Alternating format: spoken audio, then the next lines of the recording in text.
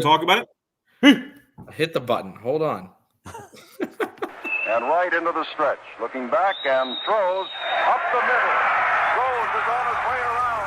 Picked up by Otis. Here comes the ready and nine.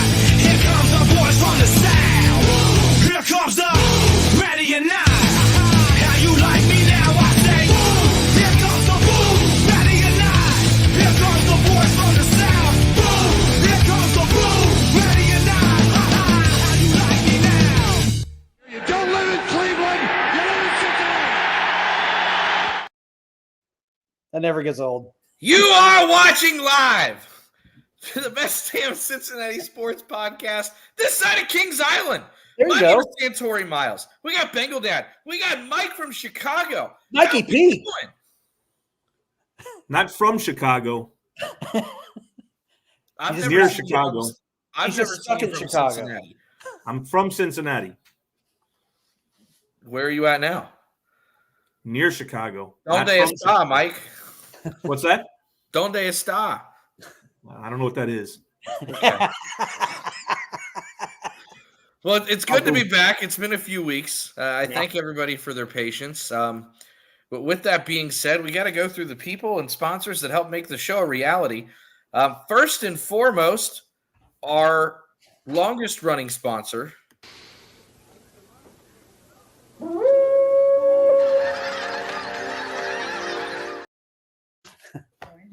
Imagine, if you will, you've just watched the Bengals give up 800 yards passing for the fifth straight week in a row, and you need to drown your sorrows. Where do you turn? Brimminghorn Meadery.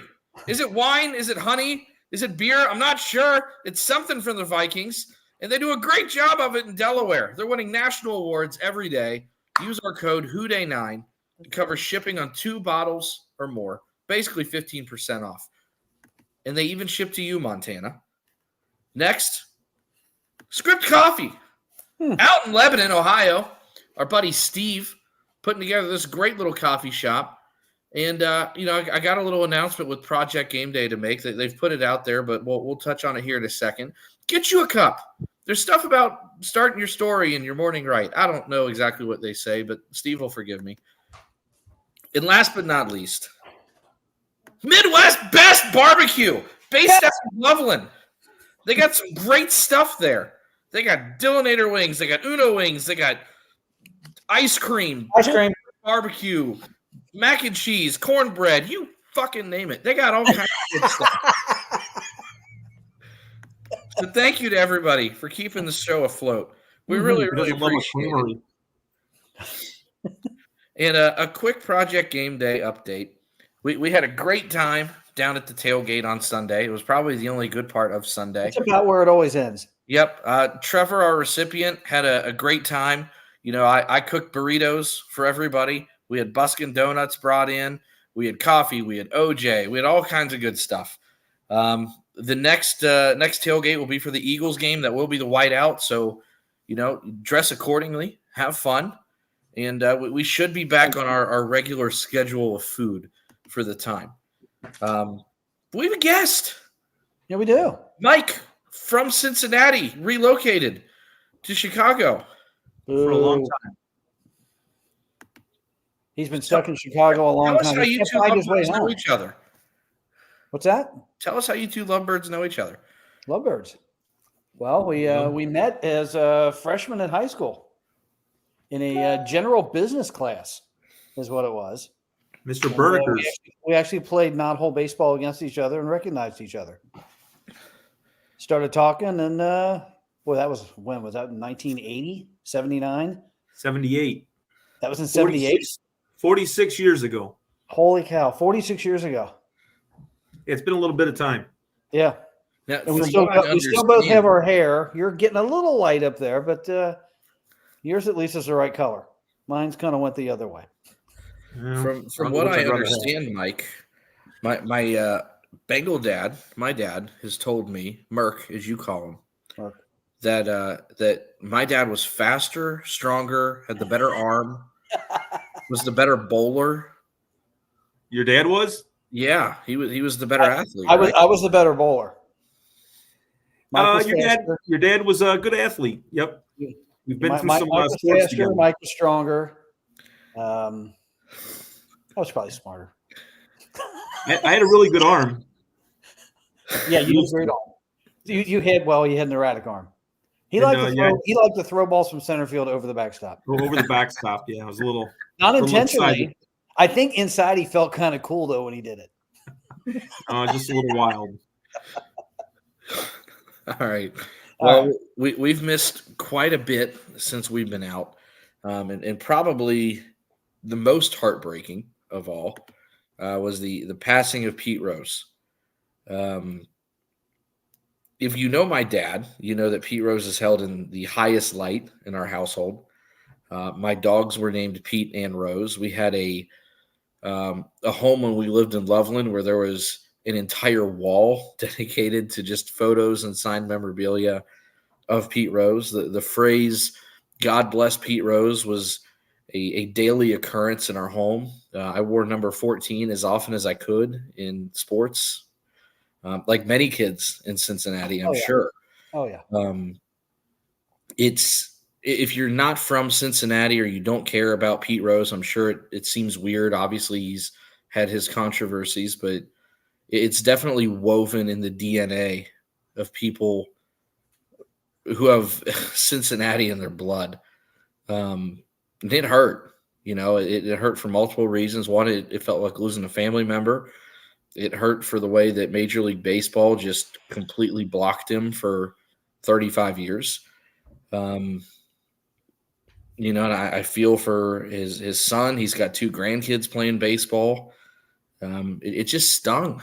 And not to add fuel to the fire, but he died on your birthday. Yeah, I know he did. That was the first thing I thought of was you gotta be kidding me. Yeah.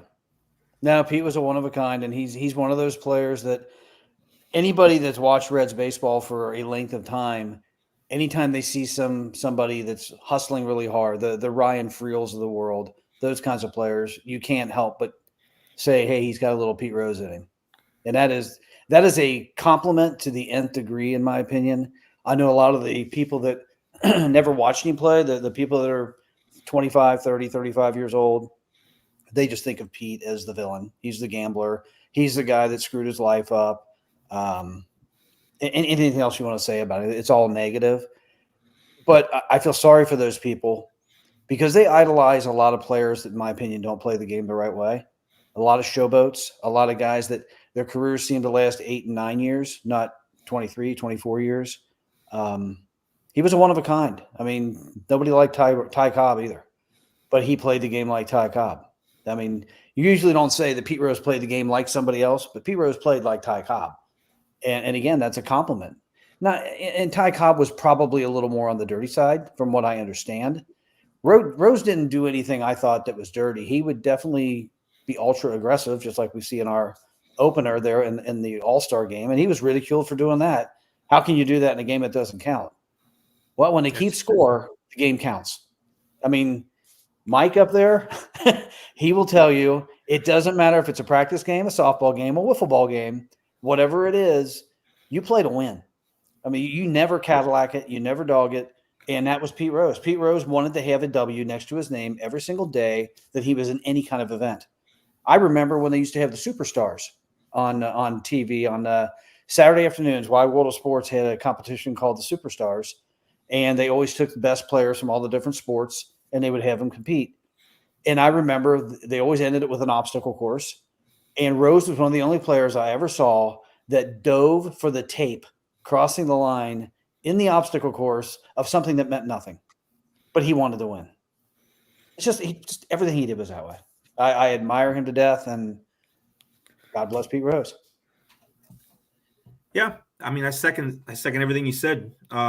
Especially people of a certain age that grew up. Merk, you and I grew up. The Reds were the team, not just in Cincinnati, but in the country. They were the team of the 70s, and they were led by Pete Rose. And everybody knew when you talked about Pete Rose, it was head first dives.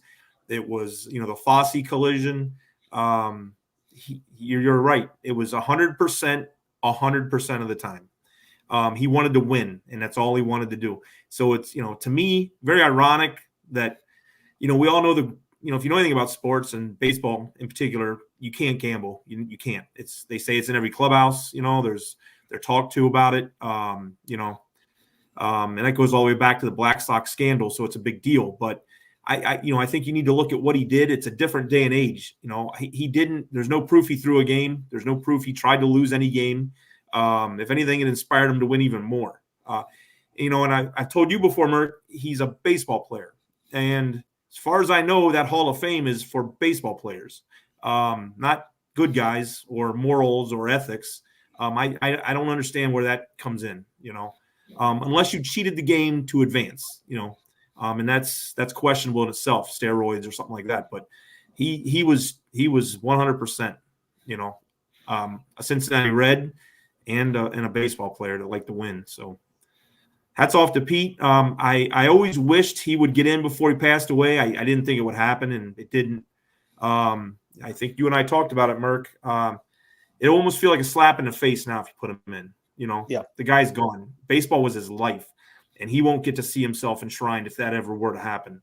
I guess for his kids, for his grandkids, for the fans, it would be something, and I'm sure they would turn out to Cooperstown in record numbers if that were to ever happen. But I don't know if they're ever going to do that.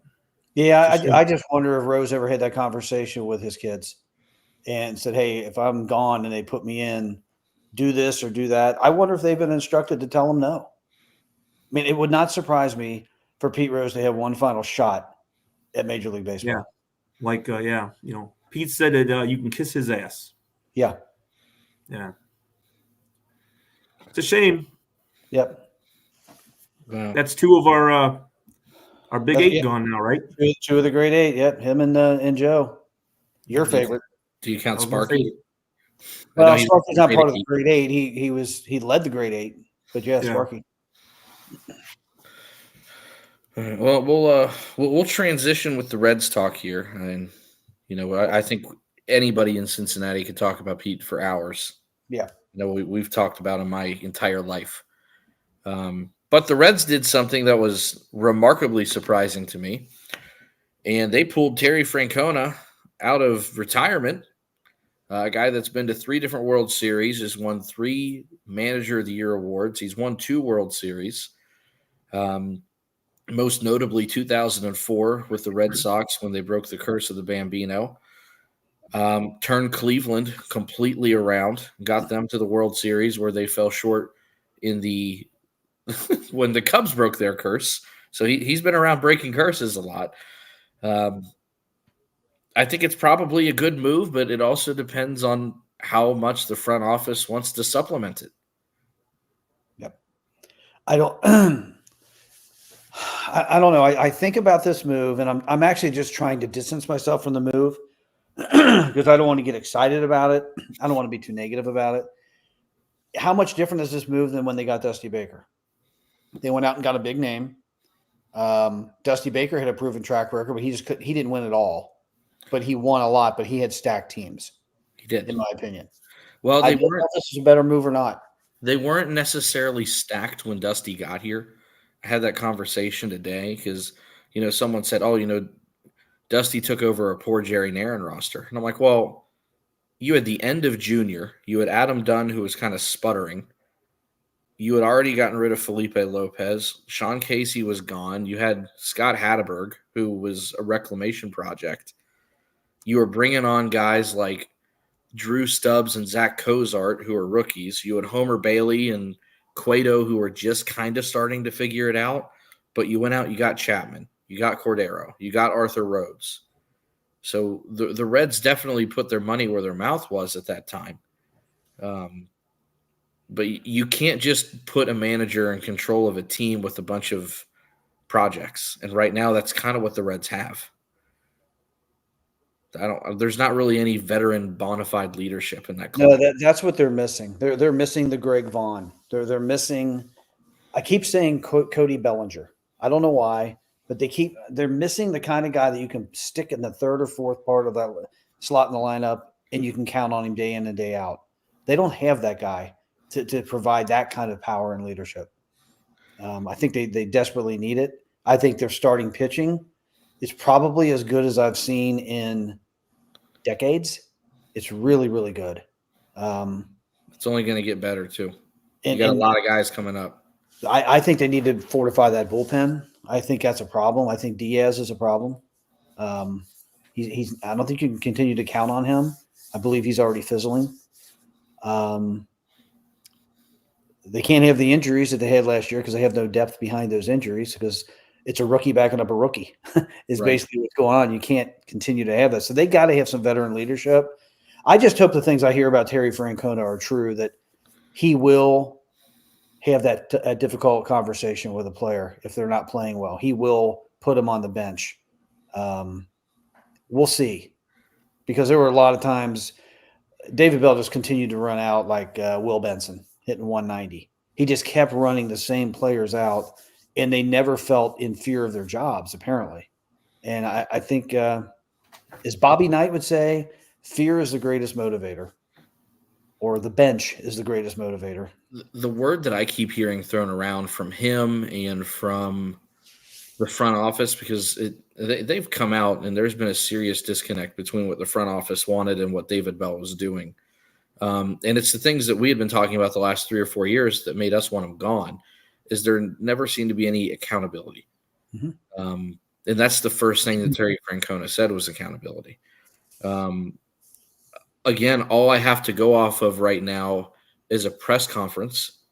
It was a good one, but prior to that, he does have a career 540 winning percentage over a long, long time, and he had been playing longer than that. The guy's been around baseball his entire life.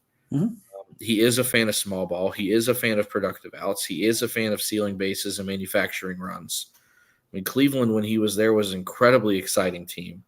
Even when you go back to Boston, granted, I understand that team was absolutely loaded in 2004 with Ramirez and Poppy and, Pedro and Kurt Schilling. You keep going. They just had those guys. So there's going to need to be supplement, but he was still getting a lot out of guys like Bronson Arroyo was on that roster. So, I mean, he is. He found a way to break the curse. It's kind of like the Bengals. You can load the Bengals roster as much as you want, but until they win that Super Bowl, they're still just going to be up. That's the Bengals. He found a way to break the curse. The Red Sox were very much where the Bengals were. They'd have good years, could never do it, and there's that curse again. Same with the Cubs, and quite frankly, the Indians were in that boat for the longest time too when he was there. Yeah, I mean they were a laughing stock too. I mean, they're still in that boat. They still haven't won it. Sure. They're like, are they the longest now? I believe they're the longest. It's up there. 70, 80 years, I believe. I you think talking so. about Cleveland? Cleveland. The last time they won a pennant, I think, was in the 50s. Well, not necessarily a pennant because they won the pennant in 2015, but the last time they won a series, I think, was the 50s. It was either the 50s or 40s. I don't know when it was. Yeah. But, I mean, maybe it's a good hire. I don't know. I like it. I just want to see somebody, we talk about, you talk about the one-run losses. You talk about David Bell. I think the one-run losses are always on the manager, because sometime through the course of those 9 innings, you've seen the Reds. The Reds will have a 4-run inning, and they'll go 5 innings without getting a hit, or they'll maybe get a walk, and they're just playing dead baseball. When the Reds, for that short period of time in 23, when all these young guys were clicking, it seemed like every single inning was a rally. They were always taking extra bases. They just never stopped. It was like, I wouldn't want to be pitching against this team because you're going to be under stress all the time. Where did that go? He does. He makes that happen. Where did that go? I don't know where it went, unless it was just the inconsistency of youth. I don't know. But a lot of it went away with injuries. And I know we've talked off the air, Mike, about this a lot. And I'm not an apologist, even though you think I am. They had a ton of injuries to very, very key players. Well, the players that weren't injured were still kind of injured. They got nothing out of Strand. They didn't get an at bat out of McLean. Marte didn't start playing until game 80, and he didn't start playing even remotely well till the last 2 weeks of September. They've lost the pitcher Williamson, didn't really pitch the whole year. Fraley was out with family issues. Yeah, Fraley had his son or daughter, whatever it was, I Daughter. can't remember, with they have leukemia. I know it was some kind of cancer. Yeah, and he would intriguing. just leave the team periodically because he couldn't handle it. There was a lot of stuff that happened, but stuff like that probably happens to every team too. You are also missing Friedel for probably 50 or 60 games. Yeah, and Friedel, he sets the stage. So you're missing your center fielder, your right fielder, your third baseman, your second baseman. And because of the way the injuries happened, you had to keep Stevenson a catcher, which I don't know how he managed. Yeah, he didn't have any to help you concussions the whole year. Mhm. But the thing with Yeah. David Bell, and I have a coworker I work with. He talks about it all the time. He said you can bet your bottom dollar anytime the Bengals bunt anytime the Reds bunt, it's not David Bell calling the bunt. David Bell doesn't call anything. There's no execution. There's no strategy with David Bell. He didn't believe in small ball. Well, I know there was a play late in the season where Friedel had he squeezed a guy home, and they asked him about that, and Friedel did it on his own. David Bell wasn't going to call that. He saw the opportunity and just did it, and that's hopefully where Terry Francona makes a difference. And I'm going to mention another manager because a lot of people say managers don't make differences. I think that's bull crap. A good manager makes all the difference in the world in these tight games. Mike, you will remember this manager. Tyler, you will not probably. San Francisco Giants in the 80s, Roger Craig. I don't know how I would remember somebody before I was born. Well, I mean, you can read about him. Anyway, you remember Pete. I know a Roger Craig in San Francisco. I just don't Not think that one. it's the same And one. in fact, he was a San Francisco manager, two Roger Craigs. But Roger Craig would hit and run every single night. He always did hit and runs. He always played small ball. He handled his pitching staff wonderfully. Managers can make a difference. They truly can. And maybe if Terry Francona is who we think he is, we might see a team go from winning 75 games to winning 90. And maybe they don't hardly change the team. Now, I hope they do. It'd be fun to see, though, if they didn't change the team and all of a sudden this team won 90 or 90 plus. What's the only difference? The manager. Oh, and Mike, you may not have heard this. He fired 3 coaches 2 days ago. I thought They I were saw all- something. They were Yeah. all hitting coaches. How do you have 3 hitting Three hitting instructors? coaches? Yes, Well, there's a different message from everybody. exactly. It's the same thing I just said. Why Same do you thing have I said 3 earlier. hitting That's coaches? a lot of irons in the fire. That's ridiculous. And they still can't hit. Too many chefs in the kitchen. Well, maybe that's why they can't hit. Maybe that's why. Hey, one guy's saying hit the ball the other way, another guy's saying pull the ball, and the other guy's going launch angle. Yeah. I did hear Terry Francona said he is going to preach line drives. That's what he wants. He wants line drives and quality at bats, and the home runs will just come. Speaking of the hitting coaches, you know where I'm going. It's just so, Mike, for reference, the day they fired the hitting coaches, I woke up very, very ill and took way too much Sudafed. So I was feeling a little hazy, a little drowsy, right? Yeah.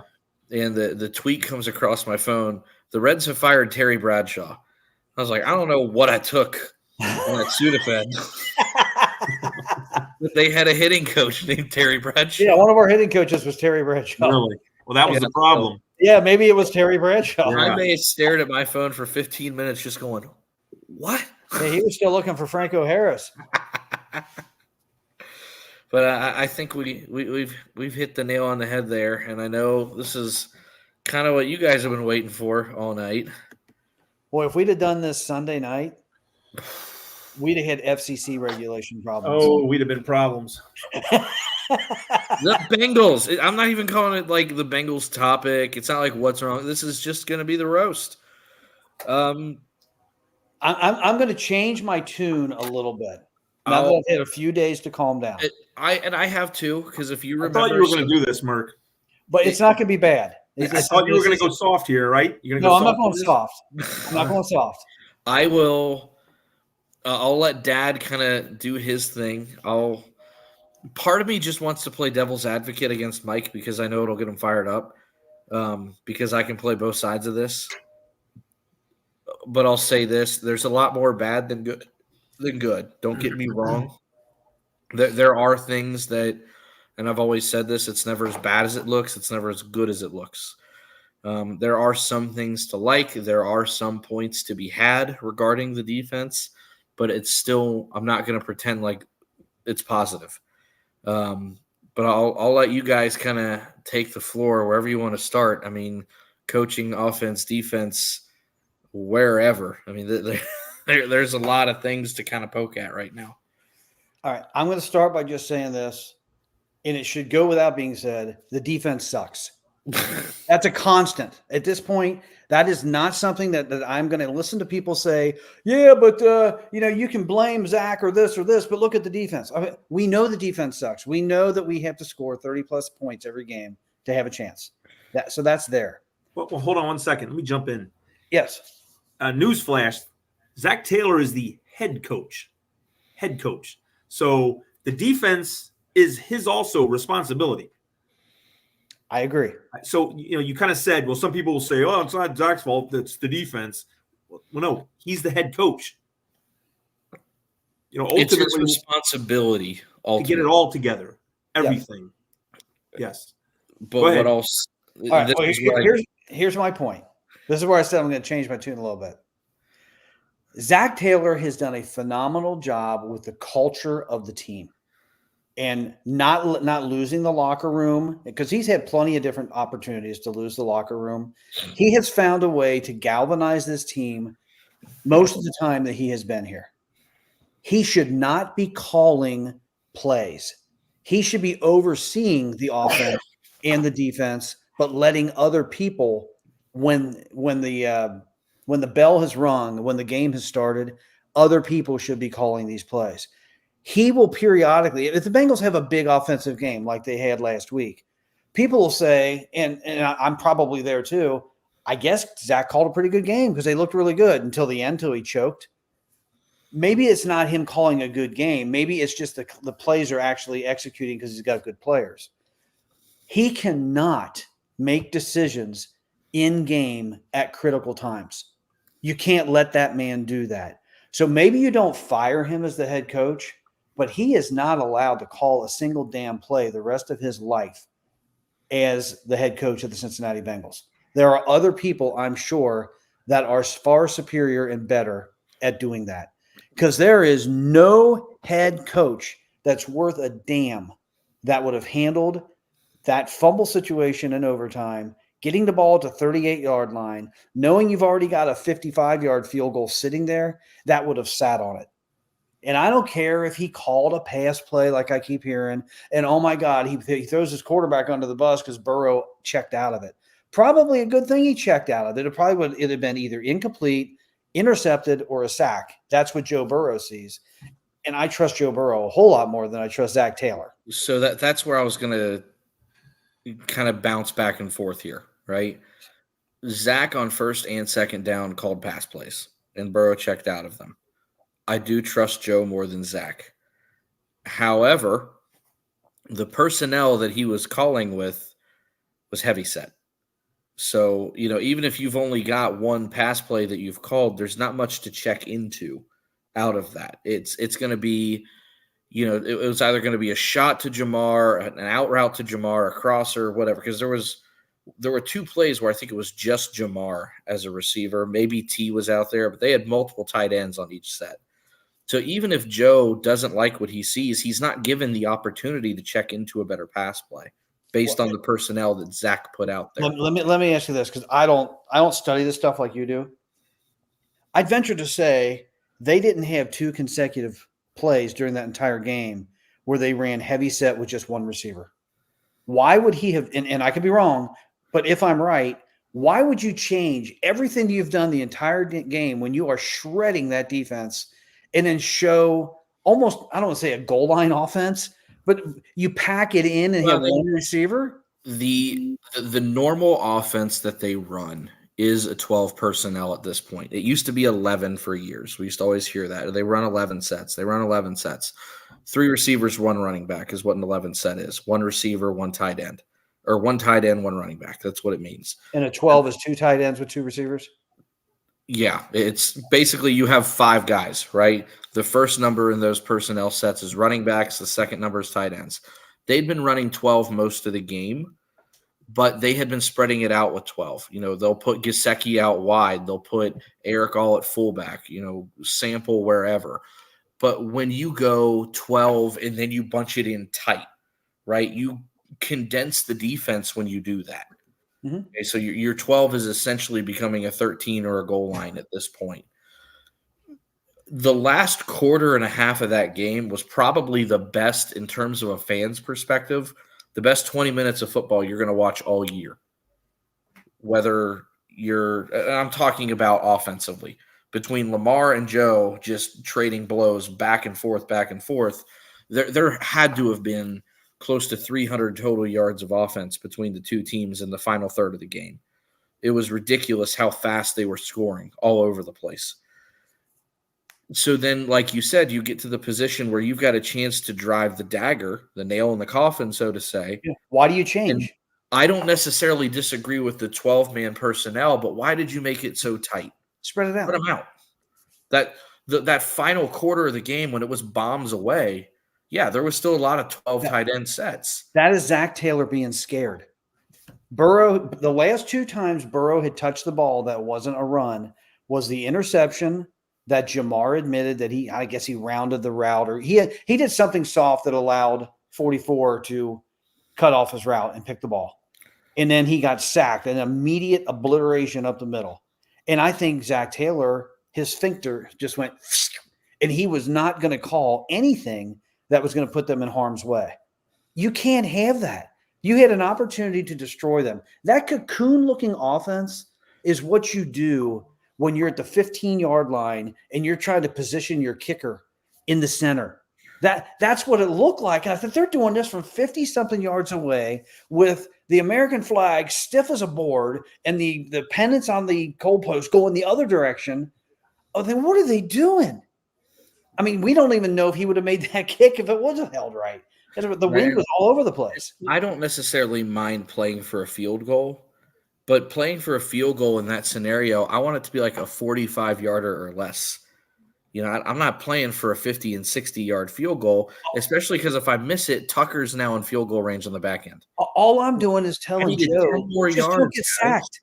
Get rid of the ball. Just don't get sacked. But call a play. That would have been a perfect time to go deep to Jamar. I think they had single high safety twice on those last 3 plays. They and even if they roll it, throw the ball away, but they were running They them had deep. it on the first play, and Joe checked into a run. And on the second play, it looked like they had a shot called to Jamar, and Joe actually checked out of it twice, not just once. The second play, they had press man on Jamar, and the safety, it was single high, but he was playing on the hash. He was double covered, which is why Joe was like, nope, fuck that, and went to a run.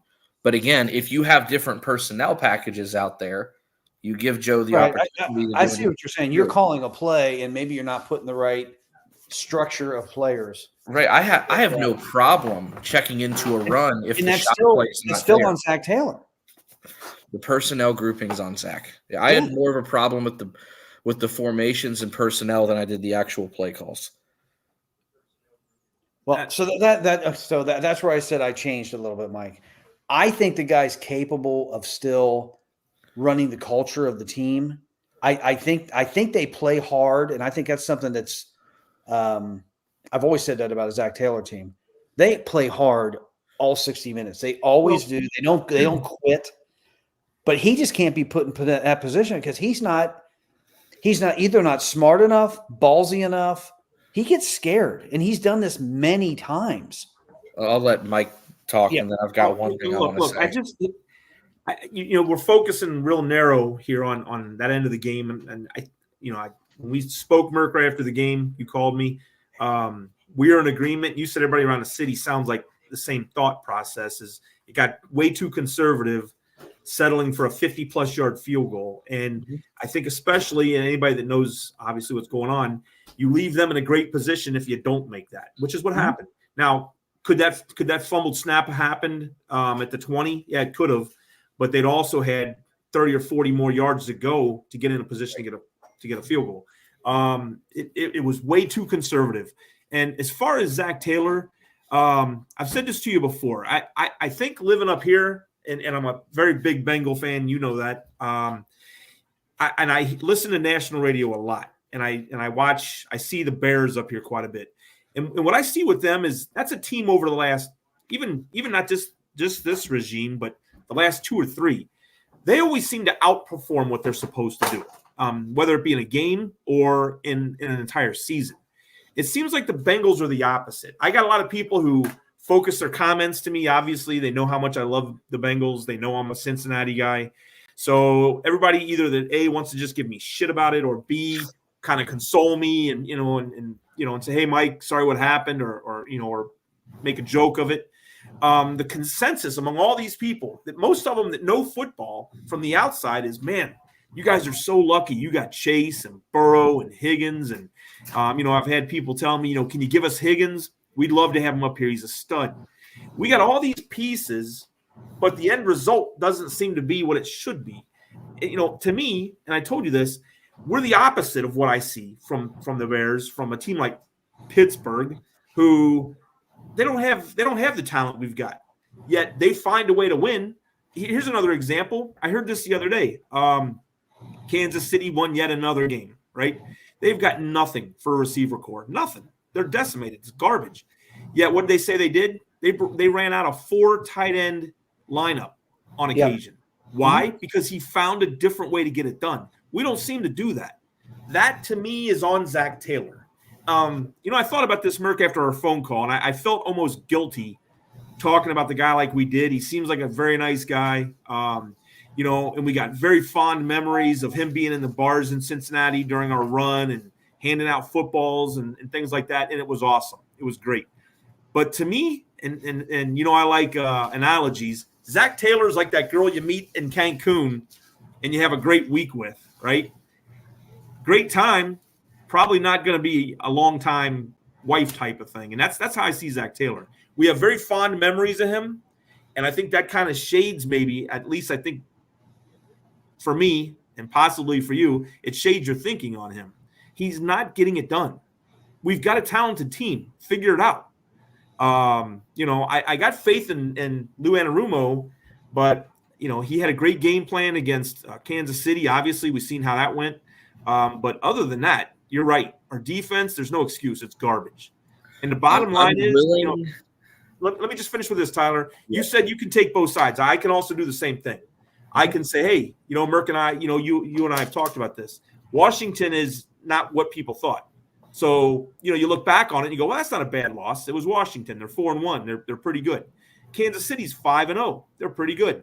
A lot of people put Baltimore in the top 2 or 3 teams in the entire league right now. There's 3 of our 4 losses. And then we lost, of course, again to New England, which we shouldn't have lost. That's all one side of the coin. I'm looking at it another side. You got to find a way to win. You lost to New England at home, inexcusable. You had a rookie quarterback in Daniels, and you let him light you up. Now, yeah, he's been hot, but, we didn't get it done. We didn't get it done in Kansas City. We didn't get it done against Baltimore. It's the same track record. We always underperform. That's a coach. That's what your coach is supposed to do. I have no question that they can play with anybody in the NFL. But when you've got to have that final play at the end, they can't finish is what it comes down to. Now, is that as much as I want to be like, well, it's hard to finish when you're giving up 35 points a game on defense, and there's truth to that. I'm willing to give Lou a little bit of a pass. I do think he should be on the hot seat, and maybe that is, like you say, because I have some fondness of him. He's shown up some pretty big games and had some very nice game plans. Quite frankly, I thought the game plan against Baltimore was really, really good, but you got superstar Lamar Jackson throwing crossbody passes to tight ends and dodging 3 sacks at a time. I'm willing to kind of chalk that one up to you played an MVP quarterback. You have had a decimated defensive line this year. What's going to happen when you play the Giants on Sunday night and you've got your guys healthy again? I don't know. See, Tyler, again, I think it's almost excuse making. We played Patrick Mahomes. A lot of people consider him probably the best player currently in the NFL and possibly ever. So I guess we can say, well, that's okay. We lost that game. We lost to Lamar. He's a 2-time MVP. That's going to happen. Well, we lost to Jaden Daniels. Well, he's a hot rookie, so that's okay. It's understandable. At what point are we not going to accept losing? Well, here's the thing. I can accept those scenarios in a vacuum. But when they keep happening and it keeps compounding over an extended period of time, it's no longer an isolated event. It's a trend. It's a consistency thing. I always have a bad month at work every once in a while. If I have 3 and 4 bad months in a row, it's a problem, and they're to the point that they've had 5 in a row. If this would be the full season and we'd have already played 17 games and I had 4 bad games to look at, and it was week 1, Mahomes, Lamar, and the guy that's going to win Rookie of the Year, isolated vacuum over 17 games, I can do that. But we're 5 games in, and I've already got 4 games that are a huge problem. So where I want to give Lou a little bit of a pass, they're not even close to forcing a punt half the time. If they force a punt, it feels like a miracle.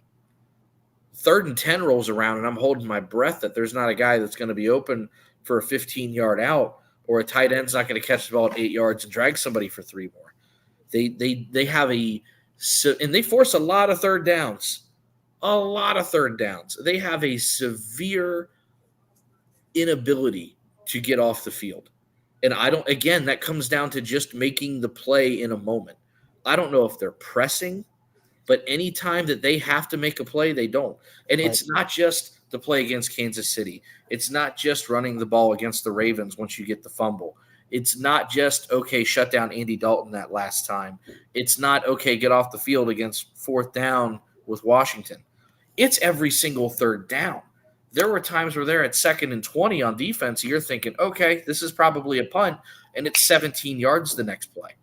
There is a severe disconnect or an inability to just make a normal play in a regular situation, and it just keeps happening over and over and over and over and over. I don't know if that's coaching, if that's pressing, what it is.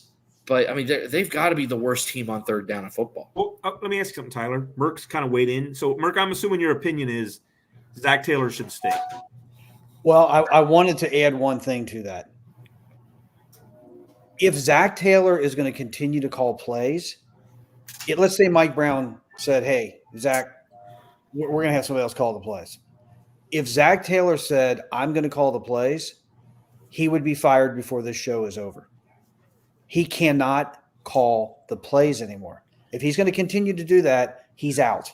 He is a culture controlling person. He just should not be calling plays. And that's why they lost that game against Baltimore. Because of his play calling and what he did at the end of that game. Nobody will ever convince me differently than that. He's got to go. He's constantly doing – that's why the red zone offense is so pathetic. He's calling that red zone. I like when the Bengals are like 20 yards away from a touchdown. Yeah, that's when we score. When they're down to the 5, they look horrible. God forbid they ever have to convert it. Again, that's a cultural DNA thing. You talk about it with the Steelers. There are some teams that just know how to find a way and figure it out. That's woven in the DNA. That comes top down. That's not just drafting a player with a clutch gene. That's something culturally that's imposed. And how many times have we heard Zach Taylor in press conferences say, I need to learn to let Joe just be Joe? Okay. We've heard that 3 or 4 times. That's the one thing I want to touch, because I can think of 4 instances where he's taken the ball away from Joe. They've lost all 4 games. It's happened twice this year. Okay. It happened against the 49ers 2 years ago. Against the 49ers. Quite frankly, it happened in the Super Bowl when they kept wanting to run the ball on 2nd and 3rd and 1 when they had that team on the ropes. I know the line was breaking down, but you're at midfield, essentially. You needed 15 more yards to tie that thing up, and they went run, called a run, checked to a bomb. He didn't get off. He took the ball out of Joe's hands in the Super Bowl. He took the ball out of Joe's hands in overtime against the 49ers. He took the ball out of Joe's hands against the Ravens this year, and there was another game earlier this year where he took the ball out of his hands. I can't quite remember the scenario. Well, if he didn't take the ball out of Joe's hands against the Ravens, which is I'm starting to hear that, he certainly handcuffed him. Sure. With what he sent out there. We'll go with that. So that's 0 for 4, right? So Tyler, what's your opinion? There's one time he let Joe – actually 2. Three, really. I'll go with the three. One wasn't planned. One was the Tennessee playoff game where his helmet cut out and Joe just had to call the final drive. Took us to the AFC Championship game. That's a pretty clutch moment. There was the Jaguar game, which I think was football game. it was like one of the original whiteout games or Thursday night games we did, where he checked out of a play and called a tunnel screen to a tight end out of the formation and personnel he had, and that won the game for him. And then there was the game 2 years ago against Kansas City where he threaded the needle on 3rd and long to T. Higgins Yeah. to knock out the Chiefs at home. Yeah, they didn't run the ball there. You And they just were in field goal give him range. the chance. He's done it 3 times in big situations. Night game against the Chiefs to knock out Patrick Mahomes at home. The playoffs to go to the AFC Championship game, and another night game on national television. Were the Jaguars great? No. Were they a decent team that year? Sure. He's performed in clutch situations multiple times, all of which have been on national television. Let the guy play ball. The other 4 times you took it away from him, you lost. He has the ability to win these games, but you got to at least let him play. So, Tyler, what's your opinion? What's your opinion on Zach Taylor? I think Zach has designed a fantastic offense because that's his design. I think Pitcher has elevated it from what Brian Callahan was able to do, because the only difference is a little bit better offensive line and a deeper tight end room, and they're going from like 23 a game to nearly 35 a game. I do believe that offensive head coaches let defensive coordinators do their own thing. I think it's time for him to probably override that. I think Zach is great for about the first 55 minutes of a game. In have-to-have-it situations, he needs to take a step back. The Bengals have a very tough time closing games out. He's done a fantastic job with the culture. We don't see arrests like we did in the Marvin Lewis era. He's gotten Mike Brown to spend money. They've gotten Mike Brown to build this indoor practice facility. They've done all these locker room changes, and he's definitely got the ear of the front office, and where this organization is right now is on par with where it should be everywhere else in the NFL. What Zach Taylor has done for this organization cannot be understated. But in the final fucking 5 minutes of a game, he needs to go hide somewhere. I'm gonna disagree with you a little bit on there. I think where we were at prior to Marvin Lewis and where we got to through Marvin Lewis's reign was a much larger step than where we went from Marvin Lewis to Zach Taylor. Marvin Lewis was I love Marvin Lewis. I'm glad he's gone, but I'll always have a special place in my heart for him. We were a doormat. I mean, we were about one of the worst franchises in professional sports, and he made us extremely relevant. He just, we've talked about this, Merck, too. Obviously everybody knows, the guy couldn't win anything on national TV, playoffs, night games, nationally televised games. He folded under pressure. However, why that happened, I'm not exactly sure. But I think the step from where we were to Marvin was a lot bigger than where we went from Marvin to Zach. I agree, but I think it's on different spectrums too. He took us from being a bad football team to a relevant football team, but he still had to deal with Mike Brown, which I think is even more impressive. I don't know if it's just Mike Brown's old age, if it's the front office is turning hands a little bit. To me, the fact that he's gotten Mike Brown to spend money, which Marvin couldn't do, you're talking about Zach Taylor? Yeah. It's on different planes. I think that I definitely respect both for what they've done. I think a large amount of that credit maybe goes with Burrow and the excitement around this team. True. It doesn't help you make a Super Bowl appearance. That's a big thing. Or I should say it doesn't hurt. That's a big thing. And I want to jump in here and I want to contradict one thing you said, son. He's not a great football coach for 55 minutes of the game. The Bengals are notoriously a terrible first half team. They make tremendous halftime adjustments. And that's probably Joe Burrow talking to Zach saying, this is what I see. Can we loosen it up now? Keep in mind, they were doing that before Joe got here too. It's Not not only all in a Joe. game though. He's a terrible. How do we keep coming out of the chute like this? Right. You know? Yeah, he can't prepare the team coming out of training camp. He won't let Burrow play. More importantly, he doesn't let his offensive line gel. And that's more important than letting Burrow play, in my opinion. There's Let your offensive definitely line gel, because then Burrow will have confidence in that first game and he won't be Again, stitched. I'm talking about in game. If we're going to talk about preparation for games, he ain't it. That is coaching. I just think he should be on an incredibly short leash. And if he is not willing to relinquish play calling, that leash should be broken. I'm not sure, but here's the thing. I'm not sure how much of him is him calling the plays. I think he's getting a ton of feedback from Dan Pitcher, and I think he probably goes with Pitcher about 90% of the time. Because the call sheet is not made by Zach. The call sheet's made by Dan Pitcher. Oh, I don't So care all about the those call plays- sheet. I care about what's being called. Well, everything that's being called is a recommendation from Pitcher. That's how it goes. The head coach isn't sitting there reading the call sheet and just not listening to anybody. It's a combination. So, unfortunately, as much as I want to blame the conservative, because the shift from where they go the first 55 minutes to those final 5 minutes does go from aggressive to ultra conservative. And that's been a consistent in the Zach Taylor era, regardless of the offensive coordinator. So I am led to believe that that's Zach and not the coordinator. But I want to know what Dan Pitcher would have called in that scenario. I'd like to know what our offensive efficiency is in the final 5 minutes of every game this year. I can tell you. I bet they haven't scored a point. I bet they have not scored a point. Let me throw something out there. Whether you like Zach Taylor or you don't, how would we fare with a few other coaches that are in the NFL? Name a coach, I'll tell you better or worse. Harbaugh, both of them. The one at Michigan, I think you would do really well for about a year or two and fizzle out. I don't think there would be a constant there. Okay, I think the one from Michigan is better than the Baltimore.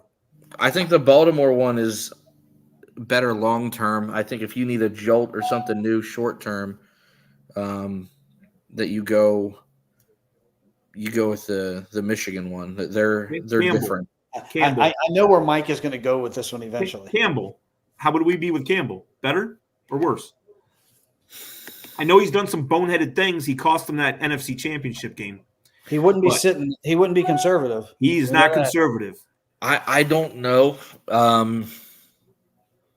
Because for whatever reason, everybody associates Dan Campbell as a defensive coach. He is an offensive coach. He is incredibly aggressive, and he's a little bit more old school, but he was a tight end. He is an offensive-minded guy. It depends. Is he going to let Burrow run the downfield explosive offense that he runs, or is he going to run the shit that he runs with Jared Goff? Well, Joe Burrow is not Jared Goff, so I think he'd adjust. My point is, I think we're better off. How about the guy in Green Bay? They always win. No. Better off. I think LaFleur. Guy in Minnesota, we're better off. My opinion. Here, I'll throw one at you. Mike Tomlin. Yes. That was another name. Mike Tomlin just wins. He wins. He wills his team to win. I think Mike Tomlin creates some locker room issues, but if you want to talk about excuses either, that's a dumpster fire there. Did you see the what was the comment that Zach made Monday after he reflected on Sunday's game? He was comfortable with what he did in overtime. That was his comment. I was comfortable with my decisions in overtime.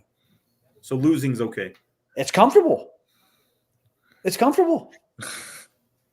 He shouldn't be calling the plays. That's where I'm at on this whole thing. And if he refuses, then launch his ass. I mean, he sucked before Burrow, and I know I don't want to get into the Belichick Brady thing, but before Burrow, he had only won 4 games? Can I just throw this out there, Merck? I know I've told you this. I know it's coming. I know it's coming. Throw this out there, and I know it's cliche right now because he's a big name. And here's the hot take. And you disagreed. It is my hot take. Bring Belichick in. His problem was talent. His problem was talent acquisition. He made Problem bad is he also wants to be the GM. okay, you bring him in. He wants to get back in the game. He wants to break Shula's record. You bring the guy in, you throw some money at him, and you tell him, we have a structure here. We have people making personnel decisions. You'll be allowed to have some input, but you're not going to have the ultimate say. We're going to allow you to coach a very good, talented football team. Nobody wanted him this year. I think he'd do it. All right. He's old. He's kind of an ass. I'll never forget. You two remember this, Merck. I brought this up to you a couple nights ago. We went to the New England game when we got lit up. Remember that on a Sunday night? And we got on the train going back to Boston. And remember them two guys sat by us? And I said to them, hey, what's your take on Belichick? You act like I wasn't there for that. I said you were there. And I said, remember what they said? I said, what do you think about Belichick? And they said, oh, he's an asshole. He's an asshole.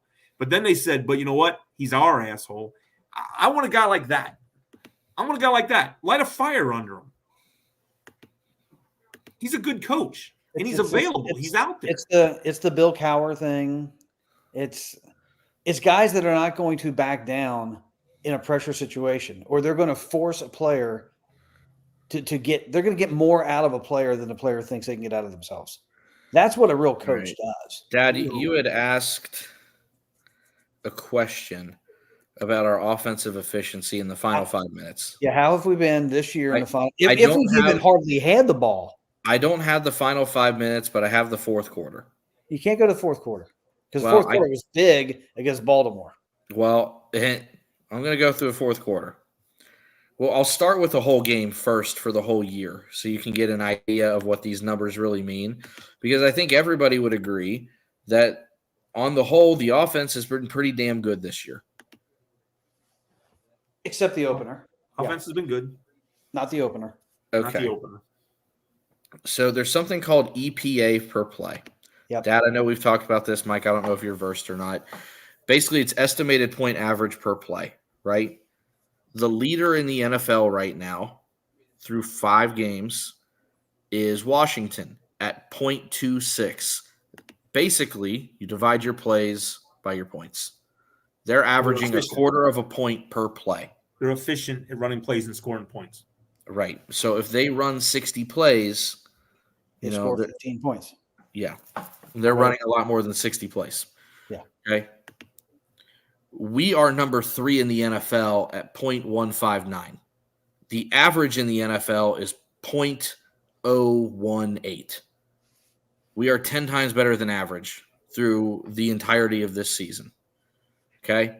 Success rate, we're at 49%. What success rate is, basically they look at down and distance and look at the scenario. So it's a lot easier on a run play. If it's 1st and 10 and you have a 4-yard run, that's deemed a success.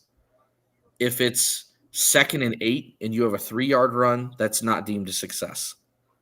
If it's 3rd and 1 and you have a 3-yard run, it's deemed a success. So there's some variance to it depending on the scenario. But for the most part, it makes sense. We're at 48.4%. Most of the league hangs around 42%. So again, well above average. On passing plays, we are at 0.24. Most of the league is around 0.1. Success rate on passing, we are well over 50%, which is somewhat top in the league. Rushing, we are break even at just about 0, which is typically average. So are you going to now tell us what we are in the fourth quarter? Yep. Hey, I got a good number for you. Let me just jump in real quick. Here's a good number for you.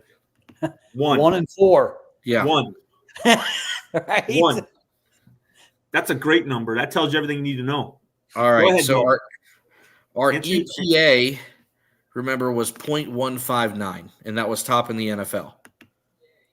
In the fourth quarter and on, we are negative 0.4. We average losing points per play in the fourth quarter overall.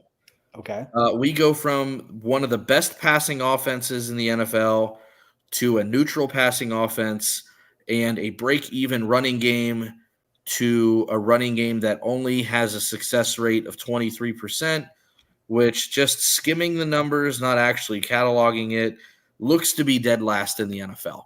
So when the fourth quarter hits, they can't pass and they can't run. crunch time again. This is everything we're talking about. This is what falls squarely on the shoulders. It's not a. I just want people to understand. It's not a perception thing. There's data that shows they literally go backward. Well, I'm glad you said that because that was my perception, and you've backed my perception with data. Yep. That is from rbsdm.com. They do all the EPA. They do all the quarterback ratings that I pull a lot of weird data from. And RBSDM stands for running backs don't matter, which is funny to me. But that's it's where the data comes from. But yes, I agree, Mike. That's the only thing that matters. Yeah. You're not going to get to the Super Bowl winning one game in your first 5. No, win. You got to win. Find a way to win. So let's ask this other. Now let me ask the other question because this is starting to percolate nationally. I'm hearing this week. There are many people that are not counting the Bengals out, which surprises me. I would figure because the Bengals, to me, and Mike, you have a better idea of this nationally. I believe the Bengals are a whipping post for a lot of people, and you would think they would be just destroying us right now. But my last one I just saw was Mike Greenberg. He's not counting the Bengals out. I think people are looking at the records, and I know, Tyler, you keep looking at it. Now, Mike, don't chuckle when this is said. They're only 2 games out of the wild card right now, as bad as we are. And I'm not saying that to be, Mr. Positive, but I think that's what everybody's looking at. There's only a couple teams that are kind of elite right now. 12 of the 16 teams in the AFC are under 500, and there's one that's 500, but they had a bye week and they're 2-2. Everybody else has a losing record. Well, sure, we're only 2 games out. We're only 5 games into the season. I mean, that's not a surprise. But you got to look. What have you seen that leads you to believe? I mean, we could win 6 in a row. Sure, we could be 7-4. I don't think we can with this defense. That's what I'm trying to say. If they figure out a way to make this defense instead of dead last in the NFL or whatever we are, if we could get the defense to move up to number 21 or 19, or if they can get it somewhere close to an average defense and the offense continues, yeah, we would be a heck of a team to be reckoned with moving forward. But there's nothing to suggest, other than a few guys getting healthy, there's nothing to suggest that it's going to change. And it really sucks, honestly, when you look at these games individually, to know that we were a poor technique on a rookie safety away from beating Kansas City, and we were a rookie holder unable to catch the ball and do this potentially despite Zach Taylor, despite him, you could easily, nobody could argue with you when you say we should be 3-2. There's nobody that can argue that. No, I agree with you. I agree with you on that. And it just sucks, though, because these were the 2 biggest games of the year, the 2 most difficult opponents, and you were this time that close to winning, and you snatched defeat from the claws of victory. See, that's they had both games. We're finding ways to lose games and not finding ways to win games, which all comes all the way back to coaching. It does. That is where it's at. I mean, it's not his fault. He wasn't the holder on that play. He wasn't the defensive back that arrived a half a second early on that Kansas City receiver. But at what point do you put it on him? I mean, you can't fire the team. That's a saying, right? You can't fire the team, but you can fire the head coach or the manager. I think he needs to go. I feel bad saying that. I don't, I'm not home with you guys. I don't see all the little things he does in the community. I'm with you if he refuses to stop calling plays. I want to win, and I don't think he's getting us there. I think he was along for the ride for the Super Bowl team and the AFC Championship team. And the defense, by the way, pretty much got us to those 2 points. But, we need somebody that can shake it up just a little bit and maximize the talent that we've got. I think we've got a talented team. I think all that would happen right now is if they decided to let him go, which the Bengals hardly ever do that in season with a head coach in season. They hardly ever do it. They would just have somebody being an interim head coach, and it would probably be Darren Simmons, the special teams coach. That's all you would have happen. That is not going to be that jolt that's going to get anything done this year. You know, I'm going to agree with you. I don't see a miraculous turnaround. You know, we get that 2-game high that it seems like every team gets after they get rid of somebody, but Right. we need a longer term change. We need a solid guy. You know, I don't know. Son, do you think it's even plausible that they can? I mean, the Giants are not a great football team. So let's not overstate this because we're struggling. We are favored. As bad as we are, we're favored in this game. What's the line on it? 3.5 The on Giants the road in New York. The Giants are better than what people think, but they just lost their best pass rusher. So that's going to help the offense. I think there's a lot of teams that are better than you really think because every team is always closer than you think. This is a game, again, if the Bengals are the Bengals, and we can't call them championship caliber because Joe Burrow shot that one down Monday in his press conference. He said, we are not a championship caliber team. Which You know I what? had no problem with. Can I jump in real quick? People are making that a big deal, like they're showing what Zach Taylor said, and then they're showing what Burrow said, like, these two guys aren't in agreement. You know, I clearly think Burrow meant not to be negative. I think he was looking as they are currently sitting. Well, sure, it was a right now thing. I don't think he meant this team is not a championship team. We can't. I think he meant they're not playing like one. That's what he meant. And they're not. It's 1-4. What's he supposed? You know, I think Zach Taylor's being a little overly optimistic, but I don't think there's disagreement between those two. I saw something on like ESPN or NFL, I forget, but they showed what Zach Taylor said, and they said, "Now what did Burrow say?" And then Burrow says, "No, we're not." And Zach Taylor says, "Yeah, we are. We're a championship team." I clearly just think that was Burrow saying, "Right now we're 1-4. We're not a championship team. We got too many things to fix." That's what Burrow meant, I believe. That was my son. Do you think that they? What's the chances of them going on because they've got the Giants, they got Cleveland, who we can never seem to beat, but they're a train wreck, and then they got the Eagles, who just fired their coach, didn't they? No, they didn't. No. The Jets. Jets. I'm sorry, but you got a Sirianni's going to get fired. The quarterback and the head coach hate each other in Philadelphia. I mean, what could they win their next 3 somehow? If they get to the point that they are 4-6, how do you feel?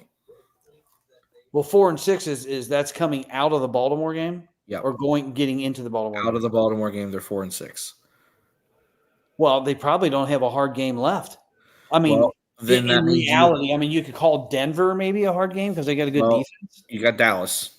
You never know with them. Yeah, well, we don't. Play if they're 4-6 coming out of Baltimore, that means they likely lost to Philly and Baltimore, and they beat the Raiders, Giants, and Browns. Yeah, I don't think that that's necessarily out of the question because I think our offense can overpower those other 3 teams, even with a bad defense.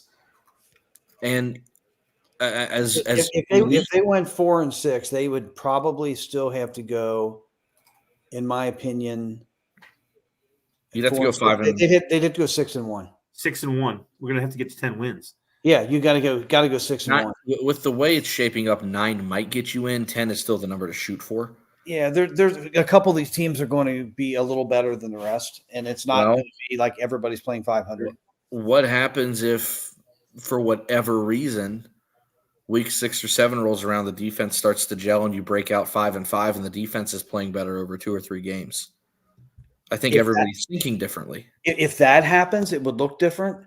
But if their defense continues to play poorly and we're just out shooting teams, there's no point of going. There's no point of even going to the playoffs. That's not sustainable. You can't get anywhere.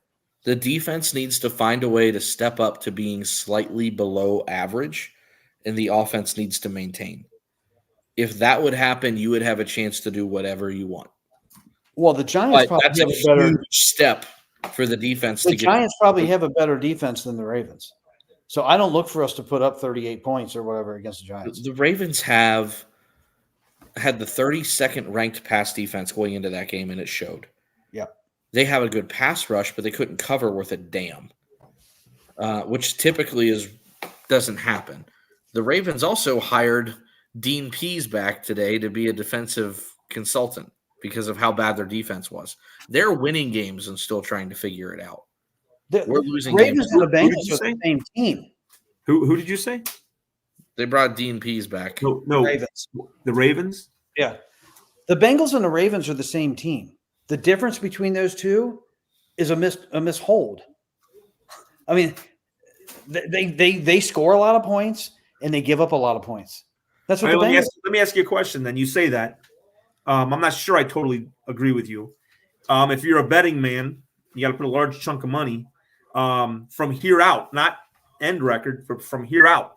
Who's going to have the better record, Baltimore or Cincinnati? Right now, I would say Baltimore because they have more confidence than Cincinnati. I think the Bengals are probably very shaken. They'll find ways to win games. Again, we don't.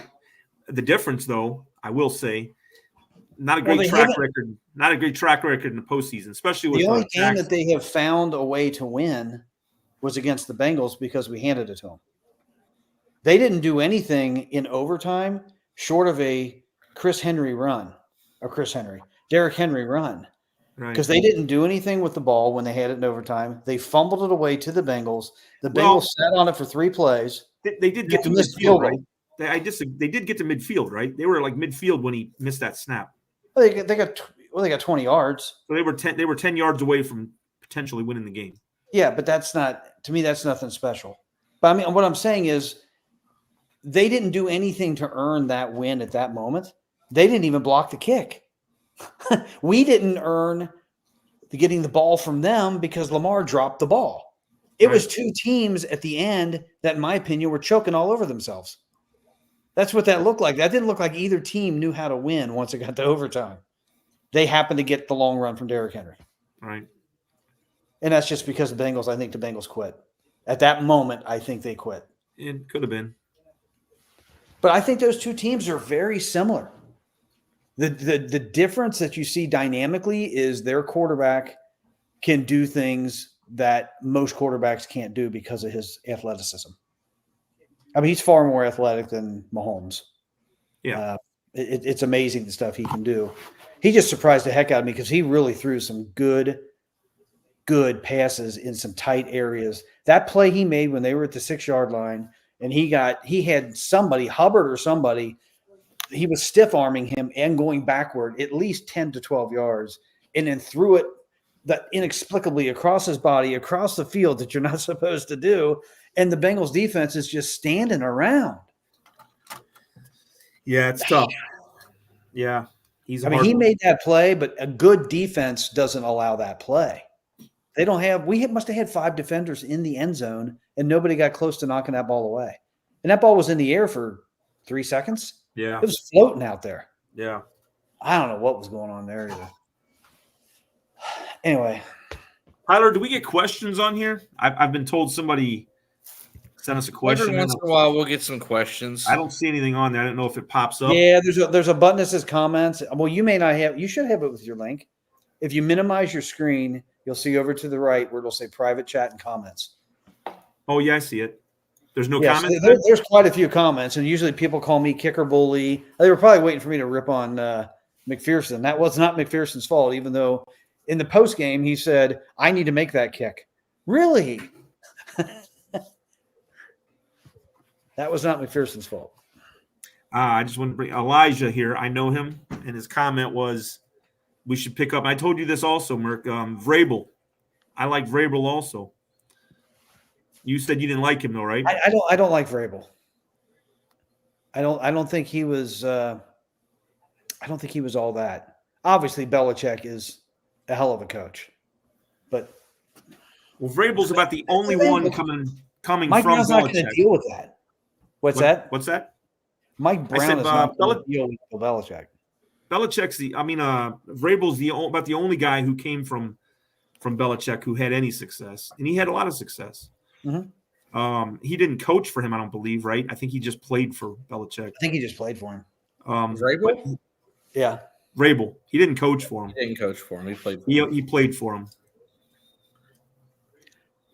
I mean, if they whenever they do, because it will happen at some point, whenever they do rid themselves of Zach Taylor, I really wish they would bring. I mean, I used to go way back to Forrest Gregg.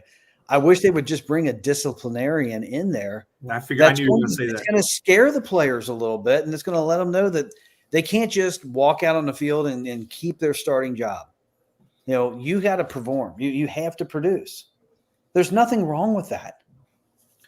I just, I've said this before, Mark, to you, and I don't, we're going on long here, but, in my opinion, with those big rosters in the NFL, I think,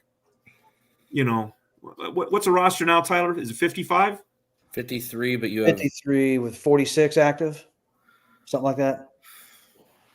Okay. I want to say 15 on the practice squad. It's really closer to 70 guys. Okay, let's call it the 53 active, though. Out of them 53, my opinion, this is just my opinion, I think 45 to 47 of those guys are interchangeable for every team. Every team. From Tampa If Bay not to a higher- Green Bay. It's now some guys stand out, very special. Obviously, the quarterback doesn't fall into that. Or a very special running back that's just a beast, or a couple receivers that stand out. But for the most part, they're all interchangeable. So it's what you do with those guys. And I just don't think Taylor's maximizing what we could possibly have. And when it hit me, when I heard what they did in Kansas City, what he did with having those no receivers and going with the 4 tight ends, he's finding a way to win. I mean, think about it. If we lost Chase, and then we lost T, got hurt, and then we lost I don't know, Zach Moss or Brown, where would we be? They don't miss a beat. They just keep winning. Well, I'll say this. And they lost that defensive back, right? Didn't they You lose lost Joe last year. Granted, Who? I know you lost Joe last year, and I know you were supplemented by a lot, but you still had a winning record without your quarterback. Oh, yeah, but we could dissect that one too. Granted, defense was much better, and you had all-star receivers. I don't think they played a lot of good teams either. No. They But played a finding nosediving, Jacksonville on national TV, and that was a big win. But no, they who'd they beat at the end? Didn't they beat Cleveland or something? Who rested everybody? Yeah, they had a hell of a game against Their Minnesota. last game, there was a team. I don't remember exactly who, but they didn't have anything to play for. They pulled everybody out. we were up at halftime on Kansas City, and then That's a backup quarterback. For some Browning reason, Browning got played shook. well. Yeah. All right, well, I got one last thing to go on here. I think we've kind of got a really good talk in there. Yeah, we probably got a bunch of Bengal fans hating us now. That's all right. I think a Why? lot of people feel the same way. Because we're not sugar and spice and everything nice, and everything's going to be better next week. It's not. I mean, you got a lot of people watching, so I'm not sure how much they hate you right now. I don't know. Oh, Kevin Canifax. Do I What? see Kevin Canifax on there? He rose from the dead. Kevin's alive? Oh, my goodness. God bless Pete Rose, Kevin. How much are you paying Mike to be on the show? We ship him out a can of Skyline chili. Yeah, I that's what was we just do. going to say some Skylines, all I need. Well, that's a good little segue. Typically for our guests, especially since you are a transplant and a traitor and you left us, He's a traitor, and he can't find his way home. we always have a food question. We know you love Skyline. That's well documented. This is a food question for me? Yeah. He likes Skyline, but he never gets a 3-way. He gets a I bowl. just of had one. chili. I Well, just was in okay. Columbus. Hold on. I was in Okay. Columbus for the Ohio State game Saturday. And on Sunday, I came back through Indy and I made my usual stop. And I did have a 3-way. Really? Okay. Of course, Okay. yes. I want you to explain to people your thought process on the chili cheese sandwich. This could be taken in a lot of ways. You can't go with the wiener in there. What that does is it takes up room for the chili in that bun with the cheese. I don't like it. I don't like it. So I go without it. So it's phony conies every time. It's a smart move. Well, Can we talk about one more thing, just so I can put it out there on the internet? Oh, sure. Put it out there. This is very important, and this Mike is has just had a lot of 3-ways. Drop Anyway. the mic. Uh, um, now you got me thrown off. Oh, shakes. You can't use Oh my God. straws with shakes. You can't do it. I know I'm on an island on this one, You are. but I'm telling you, it's the right way. You got to be careful because if you drink that thing wrong, it's all over your nose. No, and yeah, you got to be pretty slow to do that. Well, I'm not slow about my shakes. I I really know. like my shakes. Would What you we got here? prefer a skinny wiener? I don't want any wiener in my coney. The question I was going to ask was, what's the other Cincinnati food you miss? What'd you What's ask? the what? What's a different Cincinnati food? Every time we see you, seemingly, it's like a 2 a.m. stop at Skyline, or when we meet halfway in Indy, it's always that same Skyline. But what's a different food that you genuinely miss? I mean, is it like La Rosa's, Montgomery Inn? From back home? Yeah. UDF, of course. Love the malts there. Frisch's Oh, occasionally. there it is. Kevin hit it. Get a. Oh my God. Yeah. Yeah. This is I our friend miss- Darth. No hot dogs. The end of a hot dog looks like Zach's puckered ass in overtime.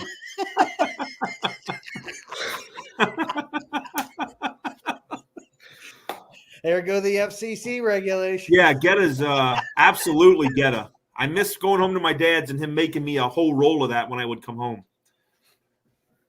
But Merck usually takes care of me. We go to a restaurant and get some Geta. Or Yeah, we got a few around here that'll. or you fry it up yourself.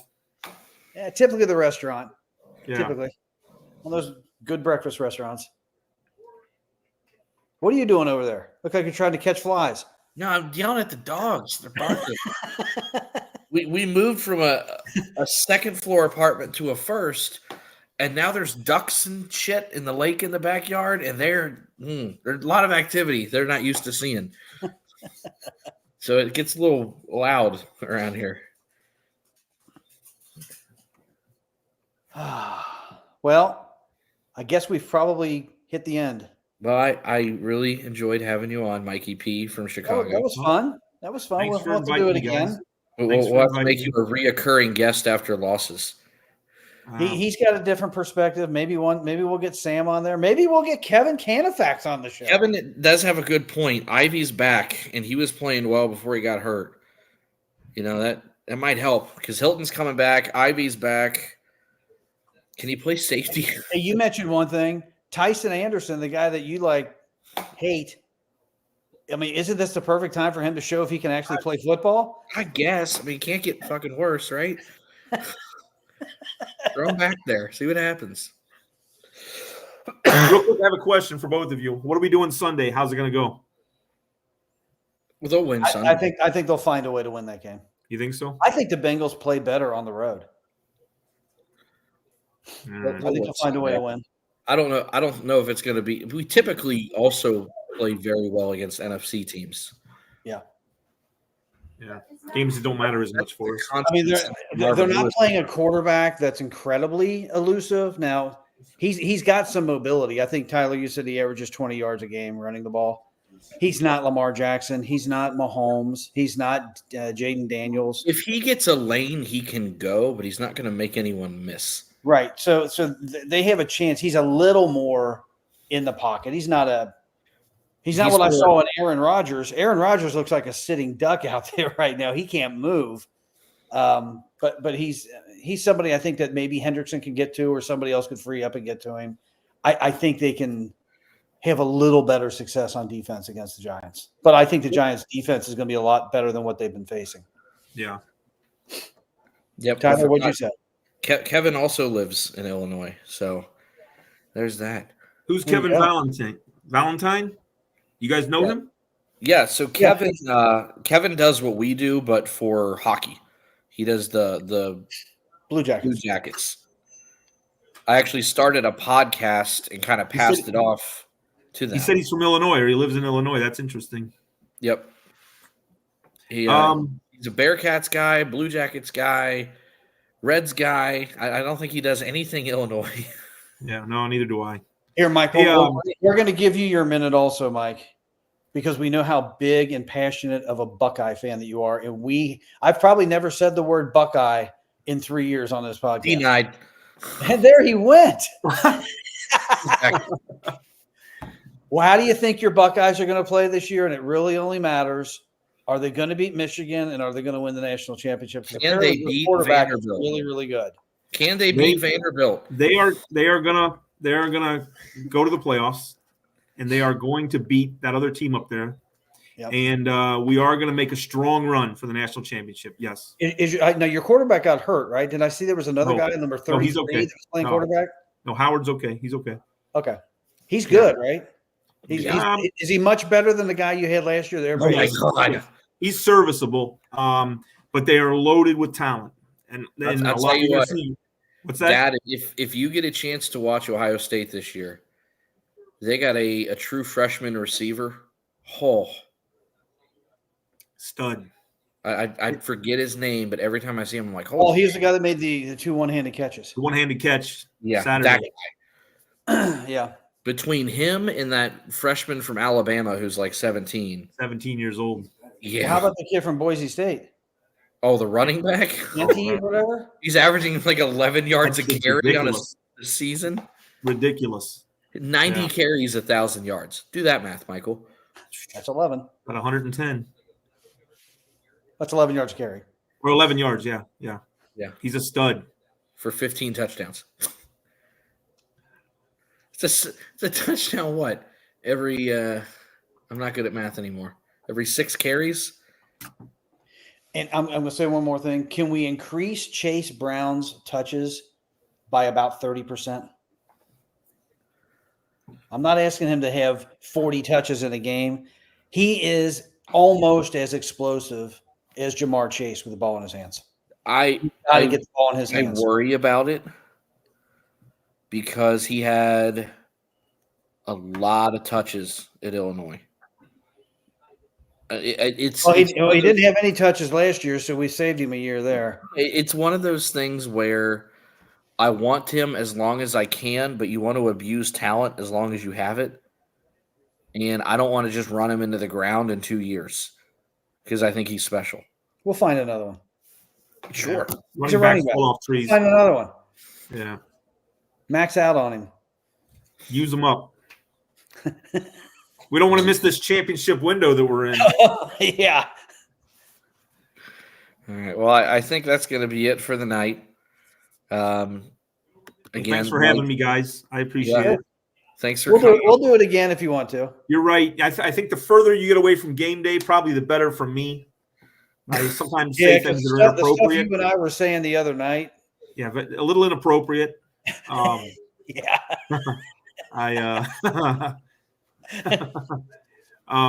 Yeah, I'm not what you'd call a good loser. So I mean, I can remember that time I beat you in a foot race. And you I was gonna say, you talked about your dad being so fast. I remember beating you on a soccer field in Boston. Oh, you didn't beat me. My pants fell off. I still beat you. Come on.